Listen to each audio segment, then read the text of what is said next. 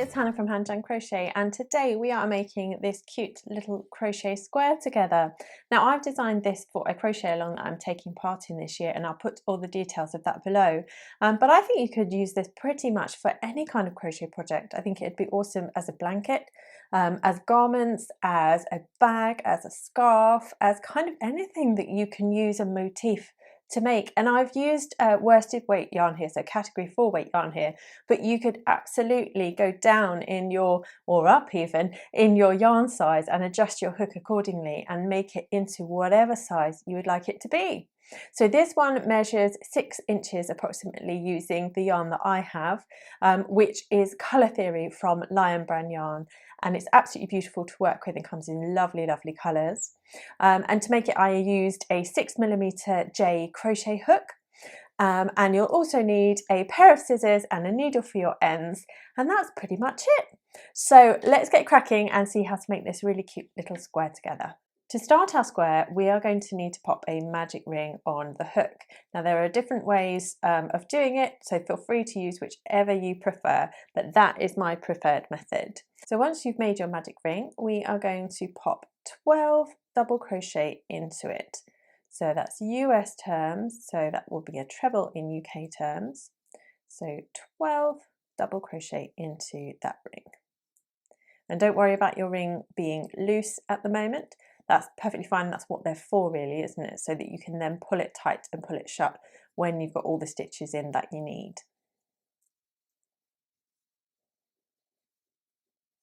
Now we've got those 12 double crochet into that ring, we are going to slip stitch into the first one to join. Now that we've got the 12 stitches in there, we can pull our magic ring closed and we're ready to start round 2. Now to begin round 2, we are going to chain 1, and that chain 1 isn't going to count as a stitch. So that just gets us into the right place to then begin, because we're going to start here with the stitch directly underneath us, and we're going to do a front post double crochet around that stitch. So what that looks like is we yarn over and we pop it behind that stitch, through the back, and pop up there. And then you work your double crochet as you would normally, and it just raises that stitch underneath it. And then what we're going to do is we're going to chain 1, and that will count. We're going to double the number of stitches we have now in this round. So now we yarn over, because we're going to do another front post double crochet in the next stitch along.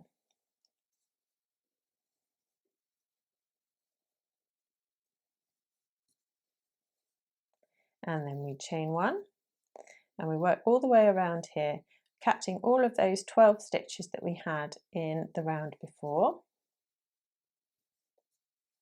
And then we chain 1, we front post double crochet,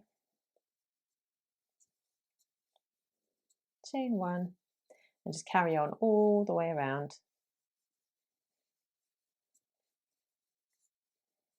And there we are at the last stitch, and we're going to chain 1, and then we're ready to join into this stitch here, the first one of our round. But with this point we're going to change colour, so break your yarn and grab your next colour, and we will yarn over and pull through and complete that final stitch with our new colour. So yarn over, complete that stitch, and now we have our new colour ready to go for round 3. Now we begin round 3 by chaining 2, and that is going to count when we get back round, and I'll show you how. And then what we're going to be doing, we're going to be skipping this front post double crochet that we have, and then what we're going to be doing is working 2 double crochet in the space between stitches on round 1. And that sounds really complicated, so let me just show you exactly what that means. We're skipping this front post stitch here, and what we're going to do is we're going to pull the stitches to pieces here, and we're going to look down there where my finger is, and that is the space that we're going to. It's going to go between the stitches of round 1. So all the way over the stitches that we have there, and then we're going to pop 2 double crochet into that same place between those stitches. So that's what that should look like, and it goes right, dips right down into them. And then next we need to chain 1, and then we're just going to repeat that section. We're going to skip this front post stitch here, and then we're going to find the next space between the stitches down on round 1, and we're going to pop 2 double crochet down there.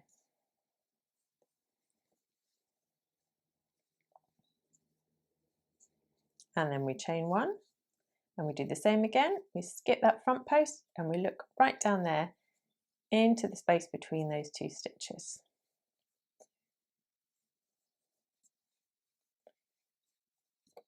And then chain 1 and just keep going. Find those spaces and pop your 2 double crochet into them. There we are on the last space of the round, and then what we're going to do is we're going to slip stitch into that second chain, because that chain is going to count as a stitch for us. And there we are at the end of round 3. Okay, so we're continuing in this same colour and we're going to work round 4. We're going to chain 1, and then what we're going to do is work a half double crochet into that chain 1 space. So here we have it, just there. And then what we're going to do is a front post double crochet around the next stitch that we come to. So that's this one here.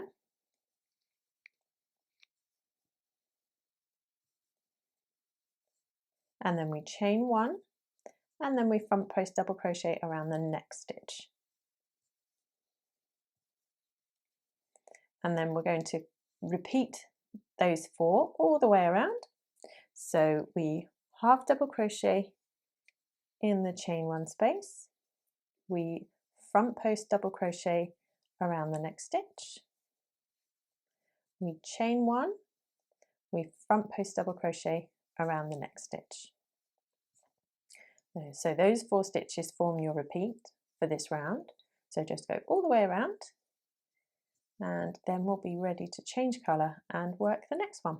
Here we are at the last post stitch of that round, and we are going to join to this first stitch again, but we're going to do it with our first colour, so colour 1 or A, I can't remember what I've called it. So yarn over and complete that with your new colour. Okay, so to begin round 5, we are going to chain 1, and then we're going to half double crochet in the next 2 stitches, which is the stitch that we have directly below us, and then the next stitch along. And now we come to this chain space, but we're not going to work into that. We're going to work down into this space between these stitches here. So that's on round 3. So we're going to work a double crochet down into there.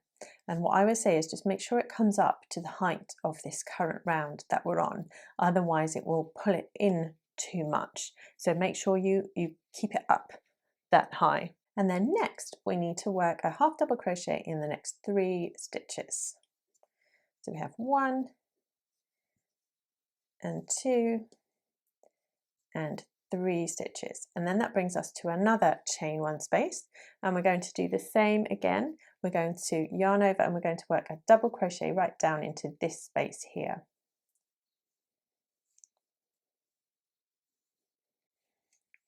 And now we're ready to work 3 half double crochet, 1, 2 and 3, and we're going to work right down into that space down here again, work a double crochet. And now we are ready to work our first corner. So for that, all we're going to be doing is working a chain 1, and then we're ready to carry on again, and we're going to work 3 half double crochet,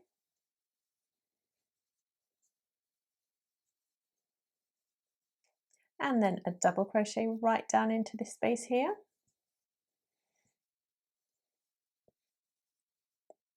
3 half double crochet again,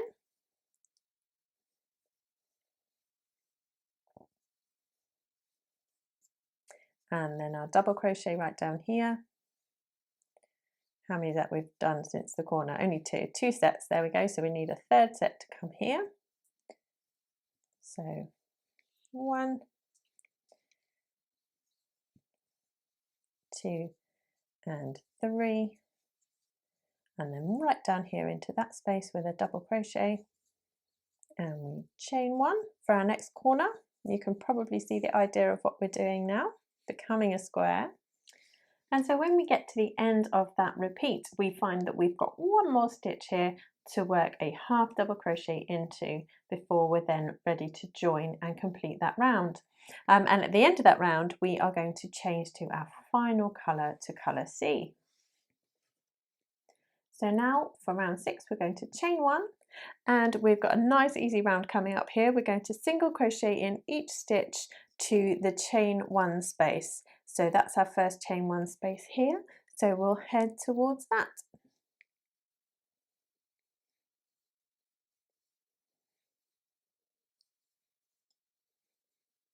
So now here we are at the chain one space, and what we're going to do is work 2 single crochet, 2 chains, and 2 single crochet into that chain one space. So lots of stitches all bunched together there in that corner.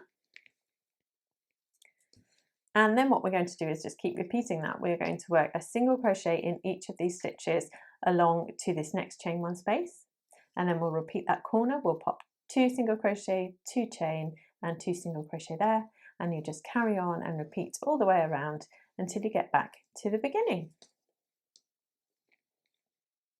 And now we're ready to join, but what we're going to do is just join into the back loop of that first stitch, because we are going to now work exactly the same round, but just working in the back loops only of this round now. So we're going to work a single crochet in the back loop only of each stitch, and then when we come to the chain 2 corner space, we're going to be working just 1 single crochet, a chain 2, and then 1 single crochet into that corner space.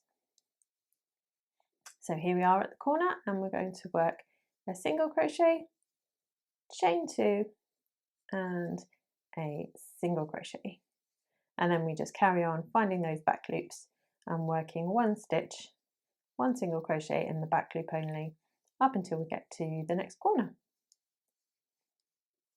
And now here we are at the end of that round, and the final round is going to be really similar, but we're just not going to work into the back loops only.